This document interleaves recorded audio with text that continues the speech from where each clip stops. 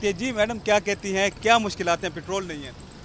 जी अस्सलाम वालेकुम जी। गुलबहार का ये शेल पंप है और पेट्रोल नहीं है। हमारे बच्चे, हम लोग बाइक पे नौकरी करने जाते हैं, लेकिन अब पेट्रोल पंप बंद है। रक्शे वालों ने भी बहुत ज़्यादा रेट हाई किया हुआ है। अगर वो थोड़े से भी जाते हैं तो एक जगह से दूसरी जगह तो यही कहते हैं 400 रुपये। गुलबहार से फैसल मोर अड्डे तक जाएँ तो कहते हैं 500 रुपये। तो ये एक नाजायज़ किस्म की वो बातें शुरू हुई है महंगाई के हाथों।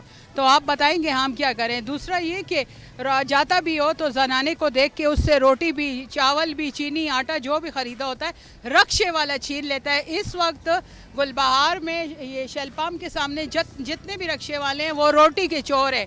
और मैं गुलबहार के नाजिम की बेवा हूँ, मेरे अपने यतीम बच्चे, मैं नौकरी पे जाती हूँ, काम पे जाती हूँ, मगर पेट्रोल नहीं है।